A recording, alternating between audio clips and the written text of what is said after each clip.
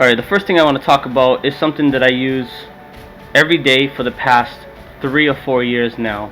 I think probably about 3.5 to 4 years. This is actually, okay, I know this sounds a little stupid. Believe me when I tell you, I can never have enough USB ports, and it seems like a lot of other people are the same way, especially nowadays. Most laptops now are showing up less and less with output. USB ports are massive, especially when you only need to plug in one cable and you end up getting 7. As far as I'm concerned, that's massive giving. I know this is a USB 2.0. I bought this one open box, used I think it was, or a return, something like that, or used. I have a brand new one that I opened that's actually mounted underneath my desk. There is no way to pull that off. I used industrial double-sided tape, so that thing is not going anywhere ever. It's never fallen, and I don't think I can take it off. So anyways, I ended up buying another one because that one's already full. And what I usually do is I use a lot of those.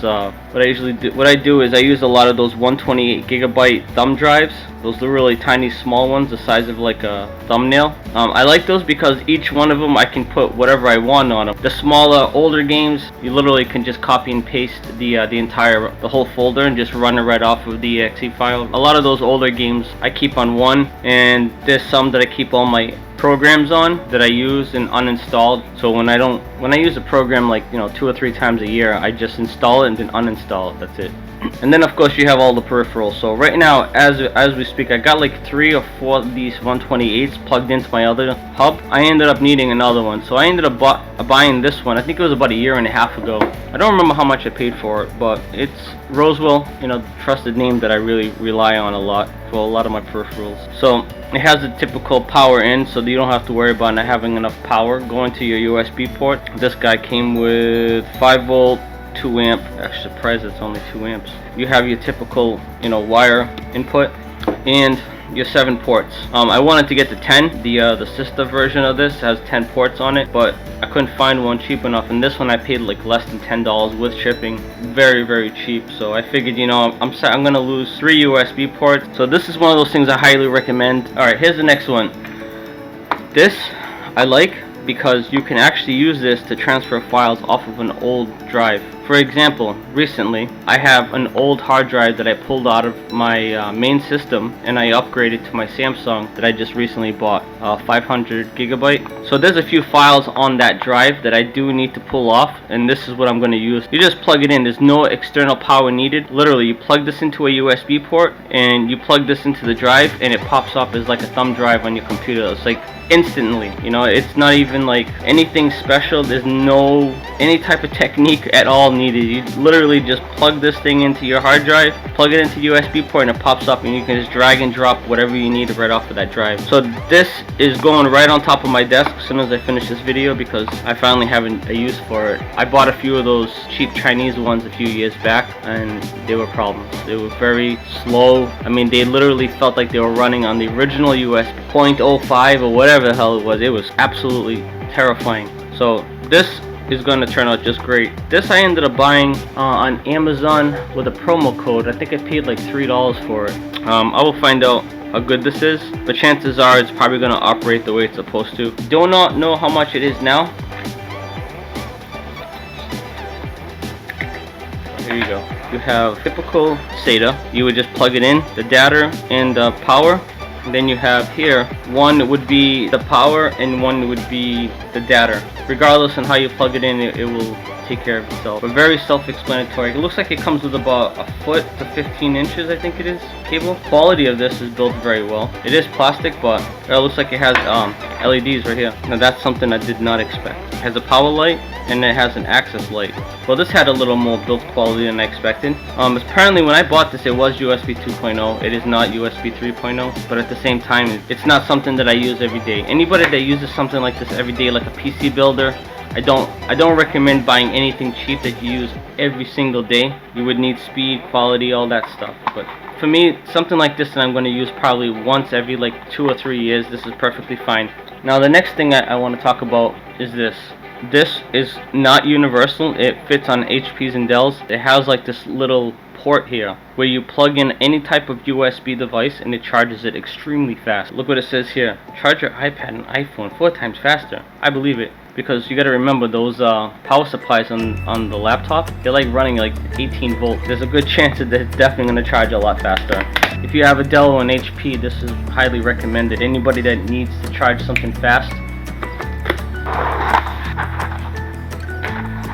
Build quality is definitely plastic. So what you would do is you would just plug this into your computer, your laptop, and you would take that same exact charger and you plug it in here. This would still continue to charge your laptop and power it, and then this USB hub would turn into like a freaking USB charging port on crack. Like literally would freaking charge shit like crazy, man. There's no joke. You could probably charge your phone in half an hour. With the amount of power that goes through those power supplies, I can only imagine. It must be insane. But the reviews are pretty good. It does charge, I guess, but when you're playing on the computer, you're not paying attention to the charging, and before you know it, the thing's already at like 50%. So I think I paid something like $4 for this. I bought this on Newegg.com. It was one of those, like, you know, 1,000+ clearance items that they always have all the time. Alright, so the next thing I want to talk about is a fan. Water cooling, no water cooling. There's nothing wrong with having a little bit of flowing air in your system, because you got to think about it. You're water cooling certain peripherals, but the rest of the stuff is still getting hot. I like to have fans, but I don't want them to be loud. I don't even want to know they're in there. I actually ended up picking these up, open box, $3 each. But the weird thing was, they showed up sealed, so I don't understand how they just literally pulled them off the shelf and threw them in the bag. These things were on sale, daily deal. I think it was deal of the day, and it was $4. Right underneath it, I saw $2.99. So I said, oh shit. So I started reading up more about it, and I saw that the reviews on this thing were just as good as those like Nocturnes or something like that, those fans. They compared this specific fan to the quality of those $25-$30 fans, and honestly they're really quiet and they blow really good. I don't know who makes these for Insignia, but they're quiet, very quiet. And I bought 3 of them, and trust me, they're all going in my system. As soon as I take my system apart, as soon as I finish organizing my room here, my system's getting torn down and put all back together with, I'm putting one of those VGA brackets to hold up my video card. All this stuff, all 3 of these are going in there. Having some good quiet fans that actually blow, because I have some fans in the past that they move, but they don't make no air.